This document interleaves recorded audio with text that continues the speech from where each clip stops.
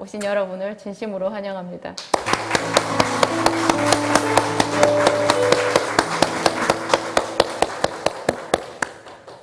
제가 다음 주 이 시간에도 여기 설 수 있다면 얼마나 좋을까요? 모든 일을 주관하시는 하나님, 그분이 항상 오르시고 그분이 하시는 게 제가 서도 영광이고 혹시 서지 못한다고 해도 또 다 하나님께서 주장하시는 일이니까 감사하다고 생각합니다. 오늘 우리가 볼 말씀은 제목 보고 조금 여러분이 부담을 갖지 않으셨을까 그런 생각도 들어요. 하나님이 받으시는 열매, 부담스럽다 이런 생각을 할 수 있는데 요한복음 15장 1절부터 4절까지입니다. 함께 읽겠습니다. 나는 참 포도나무요 내 아버지는 농부라. 무릇 내게 붙어 있어 열매를 맺지 아니하는 가지는 아버지께서 그것을 제거해 버리시고 무릇 열매를 맺는 가지는 더 열매를 맺게 하려 하여 그것을 깨끗하게 하시느니라. 너희는 내가 일러준 말로 이미 깨끗하였으니 내 안에 거하라. 나도 너희 안에 거하리라. 가지가 포도나무에 붙어 있지 아니하면 스스로 열매를 맺을 수 없음 같이 너희도 내 안에 있지 아니하면 그러하리라. 아멘. 처음부터 참고 말씀을 하나 더 볼까요? 누가복음 말씀 있죠? 띄워주세요.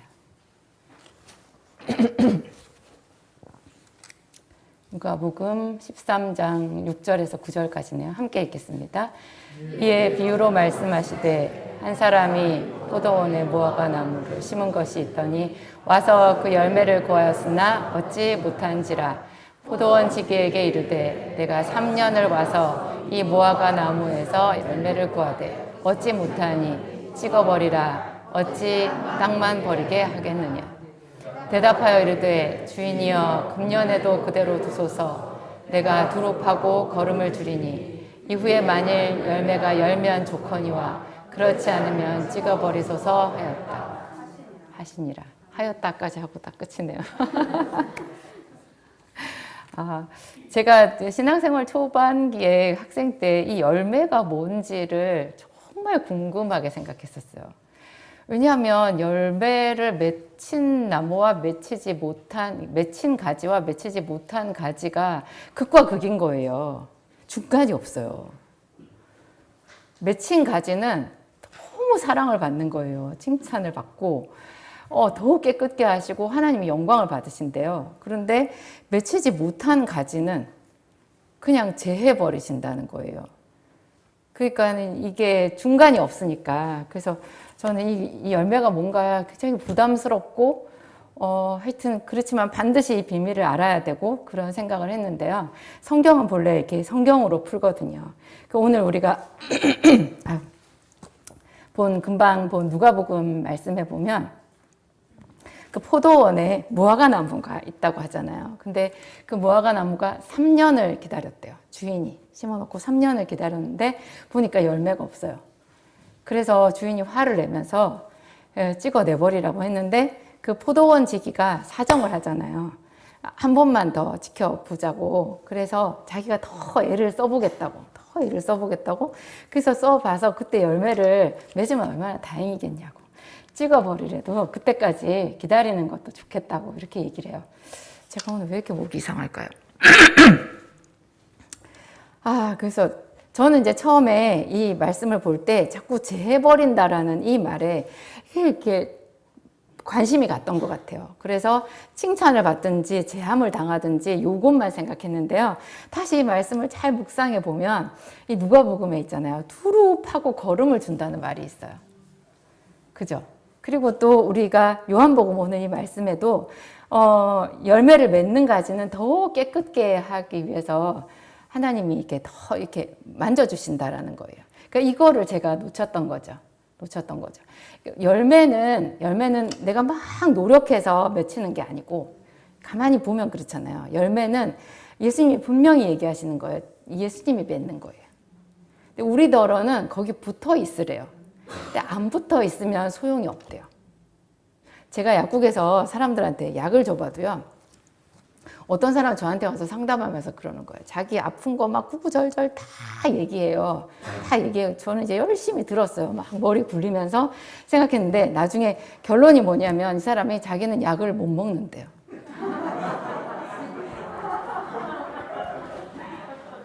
제가 진짜 이렇게 뭐 할 방법이 없는 거예요. 아니, 그래도 어떻게 좀 먹어보시죠. 자기는 절대 약을 못 먹어요. 아니, 교회가 그래요. 이게 교회가 그리스도의 몸이거든요. 그러니까 가지나무, 그러니까 포도나무에 붙어 있다라는 얘기는 제 생각엔 교회에 있다라는 뜻인 것 같아요. 교회에 있다. 근데 교회에 있는 게 어려워요. 교회에 남아있는 거 되게 어려워요. 시험 들기도 쉽고요. 마음에 안 드는 사람도 많아요. 정말 많아요. 자기 혼자서 기도할 때는 정말 충만해. 그래서 누가 이런 말을 하더라고요. 날 좀 가만히 두라고. 가만히 두면 나도 괜찮은 사람이에요. 저도 그랬어요. 저도 하나님, 제가 왜 교회를 세워야 되는데요? 제가 왜 교회를 세워야 되는데요? 십자가가 저렇게 많잖아요. 우리 뭐 영적인 배경도 없고 목사님하고 저도 꼭 목회를 해야 된다는 그런 생각 없고 우리도 어디 다른 교회 그런 목사님 밑에 가서 평신도로 봉사하려면 저 정말 잘할 자신이 있는 거예요. 근데 제가 그 남편, 개척 비전이 있는 남편이랑 결혼을 해서 이제 어찌어찌 하다가 안산까지 왔어요. 결혼한 다음에 이제 인천에서 한참 있다가 우여곡절 끝에 안산에를 왔는데 그때 이제 막내 우리 요석이 낳고 요석이 완전 애기였고 그랬었는데 큰애 둘이 이제 걔네는 걸어 다니고 그때 저희 목사님이 아직 교회 개척하기 전이었고 개척할 방법도 없었어요. 그냥 우리는 황량했어요. 근데 이제 주일날 예배를 드려야 되잖아요. 그래서 제가 지금도 있어요. 저기 선부동에 가면 그 여의도 순복음교회 안산 성전이 있어요. 거기 안에 내부에 들어가면 이렇게 그게 영화관을 개조해서 만든 본래 영화관이었대요. 개조해서 만들어가지고 이게 성도들이 앉는 자리가 계단식으로 돼 있어요.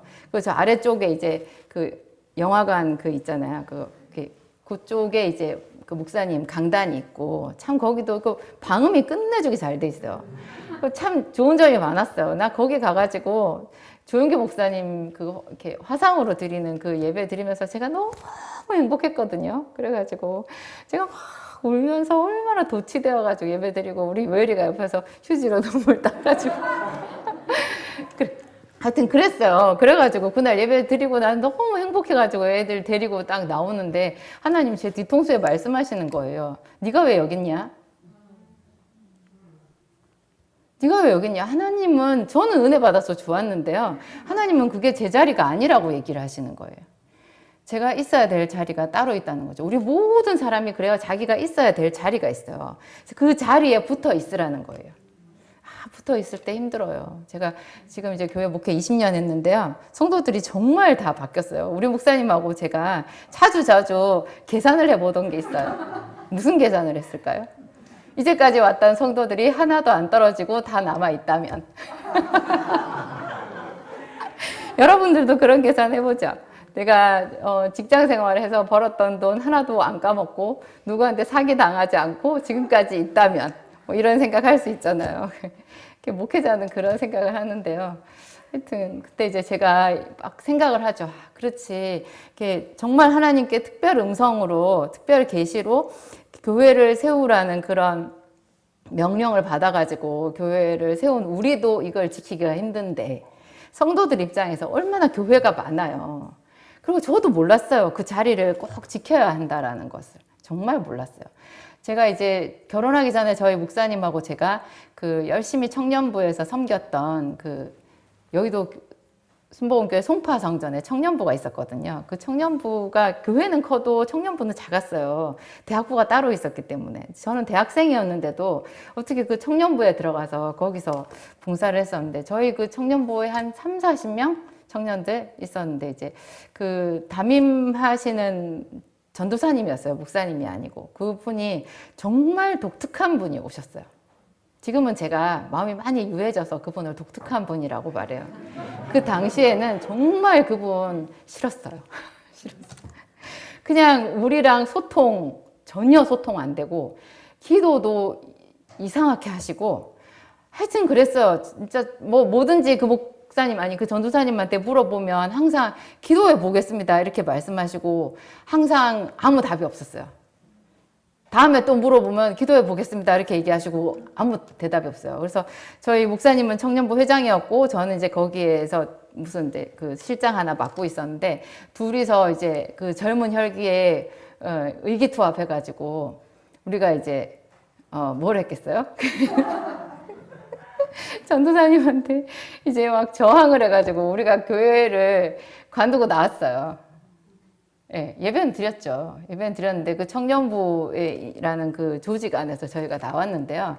제가 글쎄요, 3, 4개월 정도 나와 있지 않았을까? 근데 제가 나중에 알았어요. 정말 하나님이 싫어하신다라는 걸. 인정할 수밖에 없었어요. 그 세세한 이야기는 여러분들한테 생략할게요. 와, 정말 이거는 절대로 하면 안 되는 거구나. 그렇게 그 주의 종한테 뭘 어떻게 해가지고 그러니까 우리는 분명히 우리한테 어떤 의의가 있었어요. 그래서 우리는 청년부를 잘 인도하고 싶었고, 더 많은 사람 전도하고 싶었고, 막 예배를 더 뜨겁게 드리고 싶었고, 그런 우리 나름의 그런 우리 딴에는 거룩한 거였죠. 그런 게 있어서 그래서 나왔는데도 굉장히 하나님이 싫어하시더라고요. 그러니까 하나님은 질서의 하나님이신 것 같아요. 이런 거 하여튼 여러 가지 붙어 있을 수 없는 여러 가지 사연들이 있는데요. 그럼에도 불구하고 예수님은 붙어 있으라고 얘기를 하시는 거예요. 붙어 있으면 열매를 맺는데요. 열매를 맺으면 하나님은 굉장히 기뻐하신다라는 거예요. 16절 한번 볼까요? 요한복음 15장 16절인데요. 함께 읽겠습니다. 너희가 나를 택한 것이 아니요 내가 너희를 택하여 세웠나니 이는 너희로 가서 열매를 맺게 하고 너희 열매가 항상 있게 하여 내 이름으로 아버지께 무엇을 구하든지 다 받게 하려 함이라. 우리가 교회를 온 게 아니라 예수님이 우리를 택해서 세우셨대요. 근데 세우신 그 목적이 분명한 목적이 있는데요. 열매를 맺게 하려는 목적이 있다는 거예요. 근데 그 열매가 항상 있잖아요. 그 열매가 우리한테 열매가 있어요. 그러면 그 다음에 또 놀라운 말씀이 나오잖아요. 내 이름으로 아버지께 무엇을 구하든지 다 받게 하려 함이라. 여러분 이거 좋지 않으세요? 저는 이런 것만 나오면 우리 목사님은 복 잡으면 동그라미 쳤다는데요. 저는 구하는 대로 받는다 막 이런 거는 그냥 형광펜으로 제 마음의 형광펜으로 칠하고 뭐지 이건 또 뭐지 이 비슷한 구절이 우리가 그냥 다 아는 구절. 너희는 먼저 그의 나라와 그의 의를 구하라. 그죠? 그죠? 그러면 이 열매가 그의 나라와 그 의인 거예요. 그렇죠? 그의 나라와 그 의를 구하라. 그의 나라와 그 의가 열매인 거예요. 그의 나라와 그 의가 내 몸을 통해서 나타나는 거예요. 그게 열매인 거예요. 그의 나라와 그 의가 이렇게 흔히들 교회에서 봉사하는 거라고도 얘기를 하는데요. 그렇게 말씀하셔도 돼요. 근데 그 교회에서 봉사를 하면서 자기가 그 하나님의 의와 하나님의 그 나라가 자기 안에 임하면서 모든 사람에게 덕을 끼치면서 그 일을 해야 된다라는 뜻이겠죠. 그렇게 되면 무엇이든지 하나님께 다 받는다라는 거예요. 이 열매라는 거 있잖아요. 굉장하잖아요. 그래서 또 우리가 참고 말씀 하나 더 볼게요. 갈라디아서 말씀 있죠. 여러분 다 아는 거예요. 갈라디아서 함께 읽겠습니다. 5장 22절부터 오직 성령의 열매는 사랑과 희락과 화평과 오래 참음과 자비와 양선과 충성과 온유와 절제니 이 같은 것을 금지할 법이 없느니라. 이 열매가 그 열매예요. 성령의 열매. 많은 사람들이 이제 자기가 교회에서 오래 신앙생활하고 기도를 하면서 응답받은 거 막 이런 거. 저도 이제 응답받은 거 말씀 많이 드렸잖아요. 그런데 응답은 사실 하나님께서 주시는 거거든요. 하나님께서 주시는 건데 그나마 우리가 하나님께 영광을 우리가 돌리는 것은 저 성령의 열매인 거예요. 우리가 열매를 맺으면 하나님이 영광을 받으신대요. 그 구절이 또 8절에 있죠. 요한복음 15장 8절 함께 읽겠습니다. 너희가 열매를 많이 맺으면 내 아버지께서 영광을 받으실 것이요 너희는 내 제자가 되리라. 이게 지금 계속 20곡에 지금 하고 있는 건데요. 그러니까 어떻게 돼요? 그 나라와 그 의가 나를 통해서 많이 나타나는 거예요. 오래 참음과 자비와 양선과 충성과 온유와 절제와 뭐 사랑과 희락과 이런 게 있잖아요. 이런 게 막 있으면 그거를 통해서 하나님이 영광을 받으신대요. 그 좀 그림이 그려지죠. 정말 그 하나님의 사람 같은 어떤 사람 있잖아요. 여러분 생각해 보세요. 그 갈라디아서에 금방 나오는 저런 사람이 여러분 남편이라고 생각해 보세요. 여러분의 아내가 저런 여자다. 우리 교회에 저런 집사님이 있더라. 그죠? 그렇게 어떤 사람이 저렇다고 하면 그 주변 사람이 다 행복하겠죠. 정말 행복할 거예요. 그죠? 나만 빼고. 자기가 저렇게 되는 건 진짜 어려워요. 자기가 저렇게 되는 건. 근데 또 어떻게 보면요. 제가 그 열매에 대해서 연구를 많이 할 때, 갈라디아서 5장 22절 저것도 봤었거든요. 근데 저걸 볼 때 저는 너무 싱거웠어요. 여러분 싱겁지 않으세요? 사랑과 희락과 화평과 다 있는 것 같지 않으세요? 그거 없다고 생각하시는 분은 깨달음이 깊은 거예요. 깨달음이 깊은 거예요. 저는 없는 것 같지만 있기도 한 것 같았어요. 아, 이 정도면 나도 있지 않나? 그래, 나도 사랑. 희락, 그래, 나도 기뻐해. 예배를 아주 기뻐해. 화평, 나도 등록금이 없어도 이렇게 편안하게 자기도 하고 그랬어. 그냥 그게 되게 싱거웠어요. 그런데 절대 싱겁지 않다라는 거. 그게 이제, 그러니까 종합적으로 얘기를 하면 무슨 뜻이냐. 우리가 이제 이게 기도 학교잖아요. 지금 우리 지금 기도를 배우고 있는데 우리가 하나님 앞에 간절하게 그의 얼굴을 구하면서 기도해야 되는 것이요. 이 열매를 구해야 되는 거예요. 이 열매가 나를 통해서 나타나게.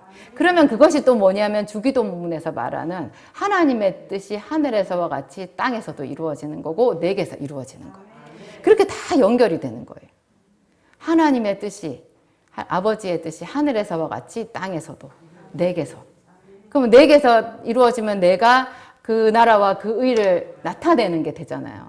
이게 굉장히 그러니까 그 어려운 용어로 성화라고 하더라고요. 사람이 성화되는 거예요. 근데 저는 제가 이제 그 남편 이제 목사님이 될 사람을 이제 남편으로 이제 만나서 이렇게 되면서 그러면 저의 운명이 이제 두레박신세 정해진 거잖아요. 나는 사모다 이렇게 딱 정해졌는데 저는 사모라는 분을 본 적이 없었고 여의도 순복음 교회는 또 제가 대학생이 된 이후로 다닌 교회였는데 거기는 사모님을 볼 일이 없어요. 근데 사람들이 다 제가 그런 사모가 될 어떤 그런 게 이제 목사님이랑 사귀니까 이렇게 신학생이랑 사귀니까 이제 주변에서 사람들이 저한테 이렇게 훈수를 두잖아요. 그럼 다 사모는 어때야 된다 얘기하는데 저는 너무 부담스러웠어요. 그게 저기 굉장히 부담스러운 1인 계시죠?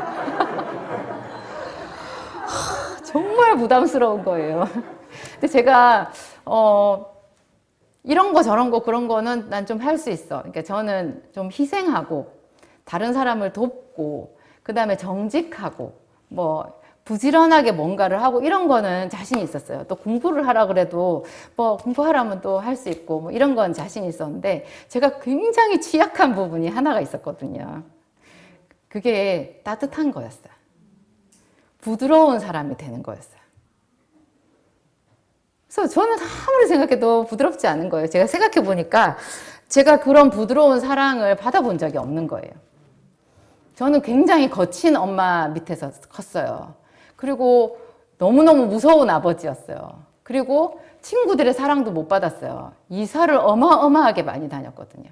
제 남편은 시골 동네에서 자라가지고 거기서 그 시골 동네 뭐 자기 형제만 형제가 아니더라고요. 온 동네 친구들이 다 자기 형제같이 이렇게 막 어우러져가지고 그 집 가서 자고 막 이렇게 다 하잖아요. 그래서 제가 그런 남편의 어린 시절을 얘기 들었을 때 가난한 건 좀 힘들었겠지만 그런 거는 참 부럽다 이런 생각을 했거든요. 저는 그런 게 전혀 없었어요.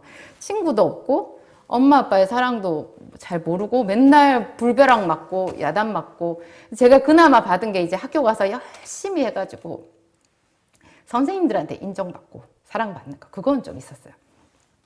어쨌든 제가 부드러운 거는 정말 저는 죽었다 깨나도 안 되는 거예요. 그래서 제 나름대로 생각했어요.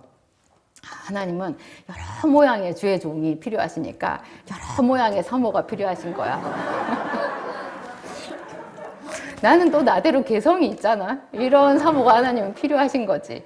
그렇게 생각하고 제가 가끔 부담이 와도 그런 생각으로 저 자신을 잘 추스르면서 살아왔거든요. 근데 긴 시간 기도하면서 제가 하나님께 뵙기를 들었어요. 아, 변화돼야 되는 거구나.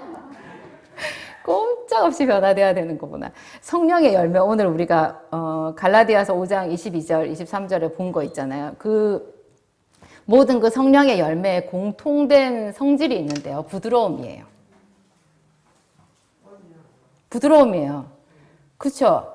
사랑과 희락과 화평과, 그렇죠? 오래 참음, 자비와 양선과 충성과 온유와 절제, 전부 다 부드러운 거예요. 카리스마 없어요. 저는 카리스마 이런 거 되게 좋아하는데 그런 거 하면 안 되는 거예요. 교회에서 그런 거 하면 안 되는 거예요. 여러분들 그런 거 있지 않으세요? 자기는 뭐가 잘못돼서 내가 지금 이런 어려움을 당하는지 모르는데요. 다른 사람은 잘 보여요. 내 옆에 저 집사님은 저 집사님은 저것만 고치면 정말 은혜를 받을 텐데 그걸 모르네.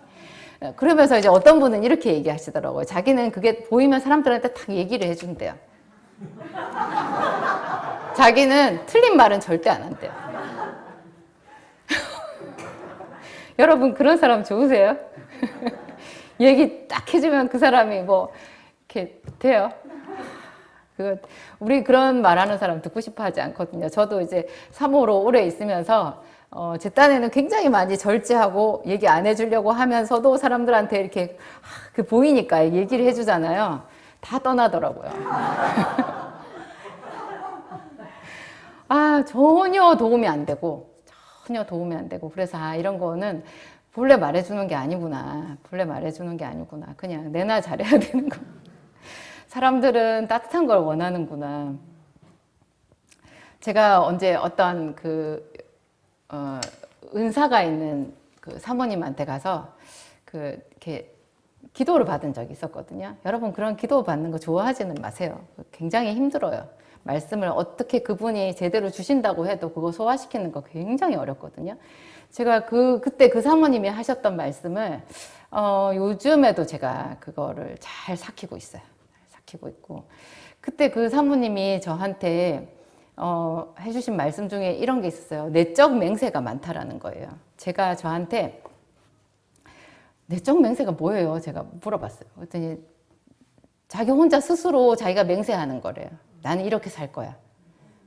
그런 거 있잖아요. 난 이런 거 정말 싫어. 나는 이렇게 살 거야. 나는 뭐 아버지처럼 살지 않을 거야. 뭐 그런 것도 있잖아요. 그런 어떤 내적인 맹세가 많이 있대요. 근데 그 맹세가 하나님 앞으로 나아가지 못하게 방해하는 게 많대요. 그런 어려운 말씀을 해주셨어요. 정말 어렵더라고요. 그래서 고개를 갸웃갸웃하고 집으로 돌아오다가 그 돌아오는 차 안에서 한 가지가 생각났거든요. 한 가지가 생각났는데 그게 굉장히 어렵더라고요. 생각이 나도 어려워요. 내가 늘 나한테 했던 맹세가 있는데요. 나는 불꽃처럼 살 거야 였어요. 그게 떠오르더라고요. 여러분 불꽃처럼 살 거야 어때요? 멋있죠? 저는 학교에서 배웠어요. 그게 좋은 거라고. 그 위인전기를 제가 너무 많이 읽어가지고 항상 그게 문제였는데, 그 위인전기 보면 얼마나 그 사람들이 숭고하고 거룩하고 열정적이고 이 한 몸 불살라 뭐 이렇잖아요. 저도 이 대한민국의 그 숭고한 그 민족의 유구한 얼을 받들어 뭐 조상들의 뭐 그런 거를 받들어서 뭐 하여튼 인류 공영에 이바지할 때다 이런 거 있잖아요. 국민교육 헌장 아세요? 옛날에 그거를 읽으면서 정말 아멘 아멘 하면서 들었어요. 그때 당시에는 그게 아멘인지 몰랐는데요. 저는 정말 감동을 받았어요 거기에.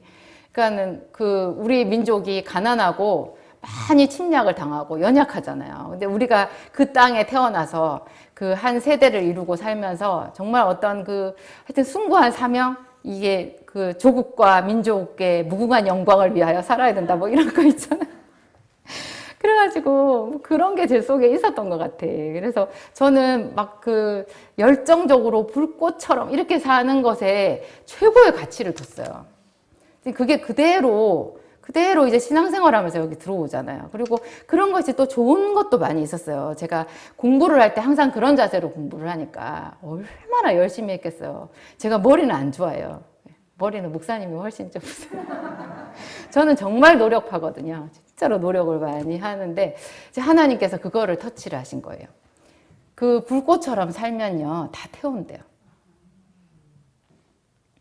근데 그거를 그렇게 살지 말아라고 얘기를 하시는데 제가 그게 저 속에서 얼마나 그 뿌리가 깊었든지 제가 그냥 이렇게 무중력 상태에 있는 것 같더라고요. 그냥 아무 방향점 없이 뭐 키도 없이 바다 위에 그냥 이렇게 뱅글뱅글 도는 배가 된 것 같기도 하고 공중에서 빙글빙글 도는 연이 된 것 같기도 하고 진짜로 그게 저한테 깊은 거였나 봐요. 그러면은 불꽃처럼 안 살면 어떻게 살아야 돼? 그걸 김을 빼버리면 어떻게 하지? 그러니까 제가 정말 주체를 못 하겠는 거예요. 그래서 몇 시간이었지만 많이 힘들었어요. 근데 그날 저녁에 제가 이제 늘 하던 대로 성전에 나와서 하나님께 하나님 저 어떻게 해야 되냐고 물어봤거든요. 그랬더니 하나님이 따뜻하게 살아라. 따뜻하게 살아라. 그러면서 이제 더 구체적으로 얘기를 해주셨어요. 그렇게 뜨겁게 하면 주변도 태우고 너도 탄대요. 그러니까 항상 뭐든지 여유를 가지고 주변 사람들도 용납하고 너 자신도 용납하면서 따뜻하게 사랑으로 살으라고 한 거예요. 근데 그렇게 큰 어떤 그 전환점이 될 만한 큰 말씀을 주셨는데 제가 지금도 그 말씀을 묵상하면서 따르려고 노력을 하고 있지 온전히 그 말씀에 다 들어왔다는 생각은 안 들어요. 어렵더라고요. 굉장히 어려워요. 그래서 여러분의 남편이 이만큼만 저것만 달라지면 좋겠다. 그거 굉장히 어렵다라는 거 아셔야 돼요. 우리한테도 어떤 것이 엄청나게 어려워요. 그 사람들이 자기가 가진 어떤 성향이라는 게 있거든요. 근데 하나님께서 그거를 터치해 주게끔 항상 우리가 열린 마음으로 그렇게 기도해야 되는 거예요. 저는 언제나 기도할 때 환경을 바꿔달라고 기도를 했었어요. 환경을. 그렇잖아요. 환경이 항상 얼마나 우리를 힘들게 해요. 그래서 언제나 저희 새로운 기도 제목은 그 환경적인 거, 내 필요 이런 거를 가지고 기도를 했었는데 언뜻 이게 아니고 그 나라와 그 일을 구하라고 했는데 뭐 좀 다른 거를 구해야 되지 않나 그런 생각이 따끔씩 들기도 했거든요. 그래서 저 딴엔 또 다른 것도 해보려고 이렇게 애도 많이 쓰고 항상 이렇게 이랬다가 저랬다가 그러면서 늘 이렇게 살아왔던 것 같아요. 근데 지금에 와서 제가 여러분들한테 가장 확실하게 말씀드리는 거, 정말 그 나라와 그 의를 구하는 거, 여러분 성품의 변화를 바라보셔야 돼요. 그러고 보니까 저희 목사님이 늘 얘기를 하잖아요. 성품은 다듬어지는 거라고. 그리고 성품이 축복을 담는 그릇이라고. 그 축복을 담는 그릇 맞죠, 오늘? 여기 보면. 열매를 많이 맺으면 그게 축복을 담는 그릇이 된 거잖아요. 그 열매, 성령의 열매. 그게 되면 그 다음에 어떻게 된다고요? 아버지께서 영광을 받으시고 너희가 내 제자가 되고 너희가 아버지께 무엇을 구하든지 다 받는다라는 거예요.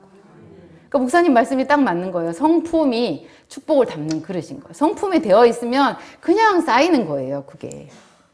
쌓이는 거예요. 그래서 어떤 그 성령의 그 열매에 내가 뭔가 안 되는 것들이 있어가지고요. 그게 내가 기도해서 하나님도 또 나를 사랑하시고 내가 성품이 다 돼야 주는 거 아니고 지금 기도해도 아무것도 준비 안 돼도 그냥 하나님 나한테 주시거든요.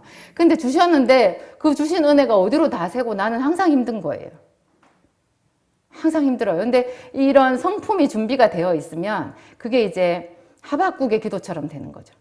비록 무화과나무가 무성치 못하고 밭에 소출이 없고 포도나무 열매가 없고 외양간에 뭐도 없는데 어떻다고요?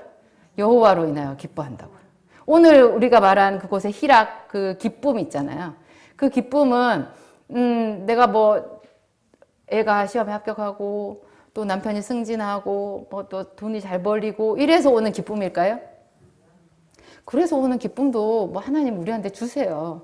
주시기는 하시는데 여기서 말하는 성령의 열매로 기쁨은 오히려 반대였을 때도 없어지지 않는 기쁨인 거예요. 반대였을 때도 없어지지 않는 평안인 거예요. 그래서 예수님이 부활하시고, 사실 예수님이 부활하신 거, 그거 어마어마한 거 아니에요? 그 진짜 그 깊은 사망의 수렁을 다 통과하신 거잖아요. 뭐, 다니엘은 사자굴에 내려갔었고, 야곱은 야복강가에서 죽을 것 같이 환도뼈가 부러지도록 기도했고, 뭐, 다윗도 얼마나 많은 죽을 고비를 넘겼고, 뭐, 아브라함은 모리아산에 자기 아들을 죽이려고 했었고, 뭐 그런 그 모의 체험이 있어요. 그죠? 믿음의 사람들이 했던 십자가 가상 체험. 그런 게, 우리 삶에도 그런 게 있잖아요. 그런데 정말 본론은 예수님의 고통이잖아요. 그 예수님이 그런 엄청난 고통을 당하시고, 내 영혼을 아버지의 손에 의탁하나이다 하면서, 이제 승리하셨잖아요. 그래서 하나님의, 전능하신 하나님의 권능으로 죽음을 통과하시고 3일 만에 딱 부활하셨어요. 그래가지고 제자들을 만났는데, 예수님은 얼마나 사랑이신지. 이 세상에서도 요한복음 13장에 보면, 예수님께서 자기가 이 세상을 떠나 아버지께로 갈 때가 이른 줄 아시고 세상에 있는 자기 사람들을 사랑하시되 끝까지 사랑하시니라. 그게 요한복음 13장 1절이거든요. 저는 너무너무 감동이었어요. 6월절 전에 예수께서 자기가 세상을 떠나 아버지께로 갈 때가 이른 줄 아시고 세상에 있는 자기 사람들을 사랑하시되 끝까지 사랑하시니라. 지금 이제 자기는 십자가를 져야 돼요. 그 엄청난 고통이 있는데 자기를 돌보시는 게 아니라 세상에 남을 자기 제자들을 끝까지 사랑하신 거예요. 그래서 그 고통을 다 통과하고 나서 부활하시고 난 뒤에도 제일 먼저 내가 야 얼마나 힘들었는 줄 아냐 이런 말씀 안 하시고 너희들 그때 내가 말했잖아 그래가지고 다 떠났지 이제 다시 와서 다행이긴 하다만 참 섭섭하더라 뭐 이런 말씀 안 하시고 너희에게 평강이 있을지어다. 예수님의 소원이 그 평강 성령의 열매 아니에요? 그죠? 평강 성령의 열매예요. 예수님의 소원이 우리가 열매를 맺는 거예요. 아무리 무슨 일이 있어도 흔들리지 않는 그런 평강이 있거든요. 그래서 있잖아요. 저는 항상 다니엘을 제가 제일 좋아하는데 요즘에 제가 이제 오늘 병원에 입원해서 이제 내일부터 항암을 시작을 해요. 그리고 그 전에 제가 수술을 했잖아요. 수술할 때도, 그리고 암 선고를 받을 때도, 처음에는 하루 정도는 놀랬지만, 그 다음에 그걸 딱 받아들이고 난 뒤에 제가, 이때 아니면 내가 언제 예수님께 나의 제대로 된 모습을 보여드리리요. 내가 그동안 하나님 사랑한다고, 하나님 너무 감사하다고 그런 말을 수도 없이 했는데 정말로 내가 하나님께 감사하는지 정말로 내가 하나님 안에서 그 안에 머물고 있는지 그거를 내가 제대로 보여드릴 기회가 온 거잖아요. 그런 생각이 들었어요. 근데 그러면서 또 제가 제일 궁금하게 생각했던 그 딱 한 가지를 하나님께 가르쳐 달라고 그랬거든요. 그게 바로 다니엘이 사자굴에 내려갈 때의 마음이에요. 그때 다니엘의 마음, 그리고 그때 예수님의 마음이에요. 아니, 다니엘한테 한마디 해주셔도 되잖아요. 아무것도 염려하지 마라. 그죠? 아무것도 염려하지 마라. 내가 너와 함께 하리라. 우리 다 아는 이사야서에 있는 말씀, 뭐 그런 말씀 주셔도 되잖아요. 다니엘은 또 꿈도 꾸고 환상도 잘 보고 하니까 그런 거 뭐 하나 좀 주셔도 되잖아요. 근데 우리가 보기에는 아무것도 없는 것 같죠? 아무것도 없었어요. 아무 일도 없었어요. 그냥 뭐 그 직전에 하나님이 좀 막아주시든지 그렇게도 안 하고 생길 일은 다 생겼어요. 그래서 사자굴까지 내려갔어요. 그 사자들이 배부른 사자였을까요? 정말 배고픈 사자였을 거거든요. 사람은 잔인하거든요. 잔인하거든요. 그런 굴에다가 던진 거잖아요. 근데 다니엘이 내려간 거예요. 제가 하나님께 많이 말했어요. 하나님, 저는 절대로 이렇게 못해요. 저한테 이런 거 요구하시면 안 돼요. 근데 어떡하죠, 하나님? 저는 누가 저한테, 그것도 왜 복음서에 보면 예수님이 뭐 너희를 뭐 공회에 넘겨주고 뭐 이렇게 너희를 죽이는 자가 생각하기를 뭐 이것이 하나님을 섬기는 예라 하리라 막 그런 말 나오잖아요. 그러면 순교 아니에요, 그거? 그런 거 읽을 때 저는 굉장히 무섭고 두려워가지고 하나님 저는 이런 일이 생기면 그 예수님이 말한 것처럼 그렇게 저는 못할 것 같아요. 못할 것 같아요. 그 말을 제가 정말 진지하게 많이 했거든요. 그랬더니 제가 언젠가 말씀드렸죠. 어느 날 하나님이 저한테 네 일생에 그런 일은 없다. 네 일생에 그런 일은 없다. 그렇게 하셔서 제가 너무너무 감사했고 감사했고 부끄러웠고 좀 그랬는데 이번에 이제 그러니까 제 분량에서 저의 분량에서 암 선고나 이게 또 이런 그 항암 치료를 받는 것이 저의 분량에서는 사자굴인 거예요. 근데 나 이거 아무렇지도 않게 한번 해보고 싶어. 아무렇지도 않게 정말 감사함으로 이거를 통과해보고 싶어. 나 그렇게 하면 내 마음도 기쁘고 내가 온전한 제물이 되어서 하나님께 드리는 것 같은 그런 마음이 될 것 같아. 나 그렇게 했으면 좋겠어. 그런 생각이 들었었거든. 그게 좀 비슷하게 하고 있는 것 같기는 한데 모르겠어요. 저도 어제부터는 좀 마음은 가라앉더라고요. 제가 한 가지 더 또 말씀드리면 우리가 왜 하나님이 주시는 평안이나 하나님이 주시는 그런 기쁨이나 또 오래 참음 이런 게 사실 오래 참는 것도요. 그 성령께서 힘을 주시면 그렇게 힘들지 않고 참을 수 있어요. 근데 그게 우리한테 왜 그렇게 어렵냐 하면 우리가 하나님이 주시는 그 성령의 그런 그 지식이 있잖아요. 그 성령의 눈이 없어서 그래요. 성령의 눈이 없어서. 그래서 우리가 기도할 때 그런 눈을 달라고 기도해야 되는 거예요. 참을 수 있게, 그냥 하나님 제가 참겠습니다. 이러면 우리한테 너무 무겁잖아요. 이게 그러는 게 아니라 하나님께 그렇게 할 수 있게 해달라고 구하는 거예요. 기뻐할 수 있게 해달라고. 평안할 수 있게 해달라고. 평안하게 해달라고. 평안을 달라고. 왜냐하면 예수님도 너에게 평강이 있을지어다. 그걸 주시고 싶어 하셨으니까 우리도 그거를 구하는 거예요. 그런 거를 구하는 거예요. 그래야지 우리가 쭉 계속 그 가지에 포도나무에 붙어 있어서 열매를 계속해서 맺을 수 있는 거예요. 예를 들면 그 게하시 있잖아요. 엘리사의 종 게하시. 도단성에서. 엘리사는 자기를 우겨싼 그 도단성을 우겨싼 아람 군대도 당연히 뭐 육신의 눈도 갖고 있으니까 보이지만 그 뒤에 하나님의 군대가 보인 거예요. 그런데 게하시는 그거를 볼 눈이 없었어요. 그러니까 얼마나 두려워해요. 그러니까 엘리사가 게하시를 혼내요? 믿음이 없는 놈이라고 혼내나요? 그렇지 않아요. 하나님께 구해요. 저의 눈을 열어서 보게 해달라고. 그랬더니 게하시가 보니까 두려워할 일이 아닌 거예요. 그래서 순교는 그런 사람들이 하는 것 같아요. 순교는 제가 지금 와서 이제 오늘 이 자리에서 말씀드릴 수 있는 거, 그거 정말 하나님이 주신 은사예요. 계속적으로 평소에 우리 주변에 있는 다양한 두려움, 내 삶을 갉아먹는 그런 내 평안을 빼앗아가는 그런 것들이 있잖아요. 그런 것 속에서 우리가 자주 하나님께 구하는 거예요.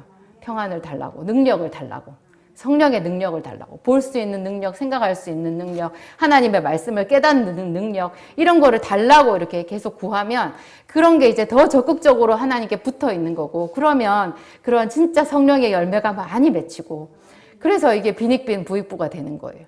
받은 사람은 자꾸 더 받잖아요. 그래서 열매를 맺으면 하나님이 영광을 받으시고 걔를 굉장히 기뻐하시고 더 깨끗하게 하시고 더 열매를 많이 맞게 해주시고 열매를 많이 맺으면 구하는 것마다 다 받고 그렇게 되죠. 이게 없으면 없고 더 없고가 되는 건데 있으면 있고 더 있고가 되는 거예요. 언제 제가 여기 오기 전에 월피동 성전에 있었을 때였어요. 그 월피동 성전에 있었을 때 저희가 한 11년 정도를 있었던 것 같은데 2007년에 들어가서 2018년 1월에 나왔거든요. 그러니까 11년 정도 있었는데요. 저희 목사님이 자주 월피동 성전에 있었던 그 시기를 깊은 수렁에 빠져 있었던 것 같다. 정말 힘들었다. 그런 얘기를 하시거든요. 지금도 그런 얘기를 하시는데 제가 그때 저도 힘들었어요. 힘드니까 뭐 열심히 매일 기도하고 최선을 다해서 전도하고 뭐 이렇게 하긴 하지만 이렇게 지치고 기쁨이 없잖아요. 기쁨이 없었어요. 그냥 제가 그래도 거울 보고 연습을 많이 해서 맨날 웃고 다니기는 했어요. 제가 울고 다니면 그것만큼 처량하고 불쌍한 게 없겠더라고요. 교회도 초라한데 사모까지 얼굴이 이래가지고 울고 다니고 이러면 사람들이, 그 주변 사람들이 봤을 때, 아, 저 교회는 참 어려운가 보다. 그러면 더 덕이 안 되잖아요. 그래서 제가 거울 보고 웃는 연습을 많이 했어요. 어느 날 하나님이 저를 찾아오셔가지고, 그때도 좀 신기했어요. 며칠, 한 거의 4, 5일 정도를 계속해서 성령의 터치가 있었어요. 제가 길을 가는데도, 주방에서 설거지를 하고 그 돌아서 나오는데도 계속해서 성령께서 터치를 해주시는데 뭐냐면, 꽃을 보여주시는 거예요. 꽃을. 제가 생각할 때는 아주 작은 소국 같은 거예요. 지금 이제 국화의 계절이죠. 작은 국화 있잖아요. 예쁜 노란색 그 국화 있잖아요. 뭐 흰색 꽃도 있었던 것 같긴 한데 주로 노란색 꽃이었어요. 그 잔잔한 꽃이 제가 있는 곳에 있잖아요. 이 길에. 제가 밟는 그 곳에 그냥 빈틈없이 피어 있어요. 딱 땅에 붙은 꽃이. 그 순간순간 보여주시는 거예요. 그리고 그 꽃이 피어 있는 게 보일 때 그 조명 있잖아요. 조명이라고 해야 되죠. 그 조명도 노란색이었어요. 그 노란색 어떤 노란색이냐면 제가 그 당시에 살았던 그 아파트, 저희 집 아파트에 제가 되게 좋아하는 식탁, 그 주방에 식탁이 있는데 그 식탁 위에 이렇게 등 있잖아요. 제가 그 집에 처음 이사 갔을 때부터 그 집 구석구석을 좋아했지만 그 식탁과 등을 제일 좋아했거든요. 제가 한낮에 날이 밝을 때도 거기다 어쩌다가 밥을 먹을 일이 있으면 꼭 식탁에 등을 켜고 밥을 먹었어요. 그 노란 불빛이 그렇게 행복한 거예요. 그런데 그런 딱 노란 불빛이 제 주변을 이렇게 비추는 거죠. 그 수없는 꽃이 있는 거예요.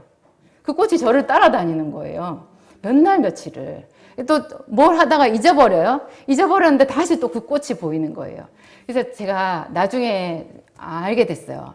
하나님이 저한테 지금 네가 생각할 때는 네 주변이 황량한 것 같고 아무것도 없는 것 같아도 내가 너와 함께 있고 네 주변에 이렇게 기쁨의 꽃이 많다. 넌 지금 잘 가고 있는 거야. 그거를 저한테 계속 몇 날 며칠을 보여주셨던 거예요. 그래서 제가 그거를 그 당시에 저희 교회 권사님들, 집사님들한테 말을 했는데 다 웃기만 하시더라고요. 근데 그런 게 있어요. 그게 여러분들도 되게 많이 힘들 때 하나님께 그런 거 보여달라고 그러세요.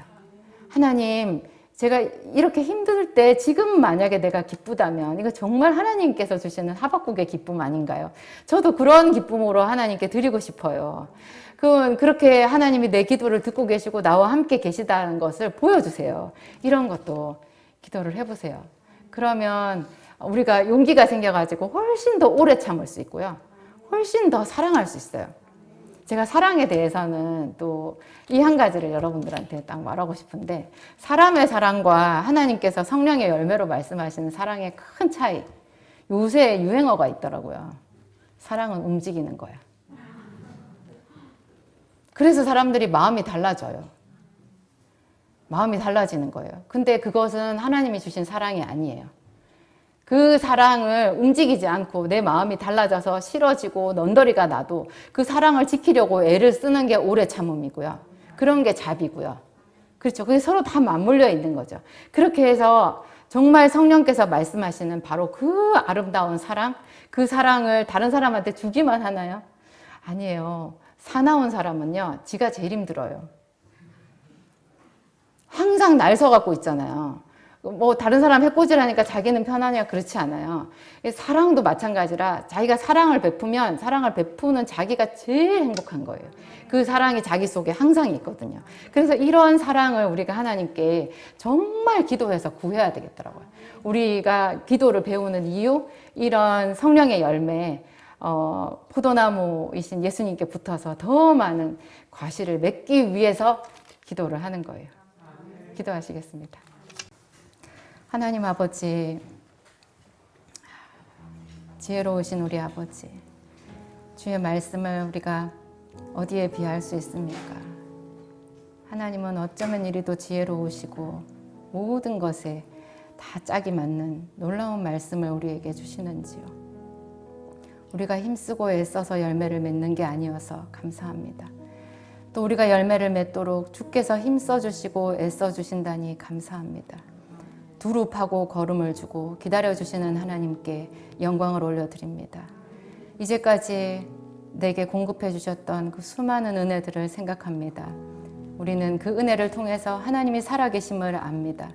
그래서 오늘 이 주일 오후 이 귀한 시간에 하나님 앞에 이 영적인 모임인 기도학교에 나와왔습니다. 하나님, 우리를 어여삐 보시고 사랑하여 주옵소서. 더 깊은 은혜를 내려 주시옵소서. 우리가 기도할 때 우리에게 있어야 될 것을 이미 다 아시는 아버지, 그 나라와 그 의를 구하는 믿음을 우리에게 주시고 하늘 문을 열어 주시옵소서. 다니엘에게 하늘 문이 열린 것처럼 하나님 을레강변에, 하나님 그 이방 이국 땅의 그 강가에 하나님께서 그 선지자들을 만나 주시고 하늘 문을 열어 주셨던 것처럼 오늘 이 자리 세상 가운데에서 하나님 등대 같은 이 교회 안에 우리가 모여서 주의 이름을 부릅니다. 하나님, 우리를 귀히 보소서. 이 자리에 오소서. 지금 우리는 은혜의 성령 시대를 살고 있습니다. 하나님, 성령은 예수 그리스도에 관한 모든 것을 가르쳐 주시고 늘 우리와 함께 하시며 우리를 보호해 주신다고 하셨습니다. 오늘 우리가 힘을 다하여 마음을 다하여 주를 사랑하고 기도할 터이온데 모든 각 사람들에게 기도의 영으로 역사하시고 하나님, 우리가 보지 못하던 것 보게 하소서. 깨닫지 못하던 것 깨닫게 하소서. 그래서 하나님, 이제는 수월하게 주님의 길, 곧은 길 나아가게 하여 주시옵소서. 예수님 이름으로 기도하였습니다. 아멘. 함께 기도하시겠습니다.